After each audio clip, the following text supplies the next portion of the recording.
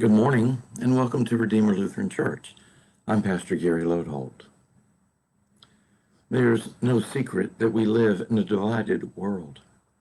Particularly in the past few years, it seems that our society has become more and more polarized, and more often we find people talking at each other instead of with each other.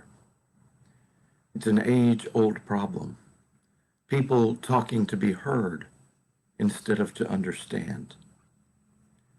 And the church is not immune from this either. The ELCA has over 3 million members, and as you can imagine, we don't all think alike. I remember the presiding bishop of the ELCA a few years ago saying, "I wish we could focus on the many things that unite us instead of the few things that divide us." However, as you have heard, the squeaky wheel gets the grease, and so it is often our differences that capture our attention and our focus. And that brings us to the words ecumenical and ecumenism. This week we are exploring scary church words that make us go, whoa. And I think these words aren't so much scary as just church words we aren't sure what they mean. They don't tend to be words we use in everyday language, so we tend to chalk them up as church words and leave it at that without really giving them much thought or trying to understand the words. And yet they are important words, and especially important for those of us in the ELCA.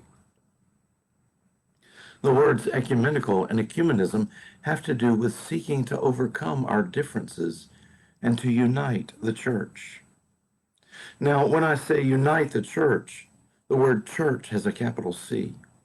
We aren't talking about uniting the folks at Redeemer congregation to think the same way, for example, but rather we are seeking the unity of the whole church, the whole body of Christ together. To be ecumenical is to focus on the things we share, our common belief in the grace of God, the salvation given in Jesus, his resurrection, our call to love others, things like that. It's when we recognize that even though other Christians worship in different styles than we do or than we are comfortable with, they are still our Christian brothers and sisters, still part of God's family with us, and we celebrate our shared relationship. As the bishop said, we are focusing on the many things that unite us instead of the few things that divide us. And there's joy in that. Here at Redeemer, this ecumenism is lived out in several ways right now. Monthly, the clergy in the St. Andrews area get together to talk, share, and support one another in ministry. We share what is going on in our congregations and invite participation from the other churches.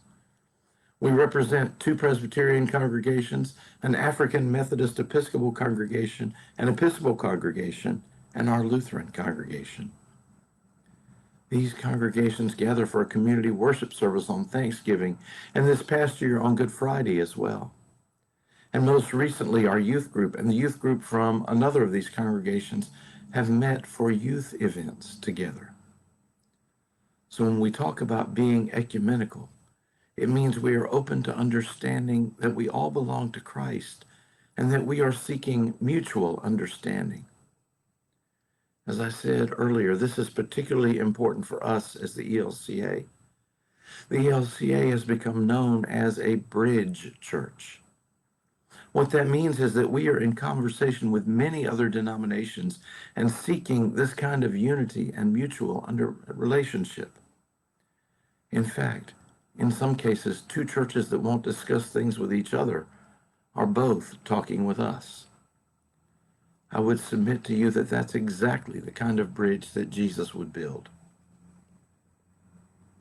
In the Gospel of John, Jesus prays for his followers before he is arrested. In that prayer, he prays that his followers will be one, and describes himself as the vine and his followers as the branches. He calls for unity among us, and that he is the one thing that connects us all. May we live in that understanding and love. Thanks for watching, and remember to let this day belong to God.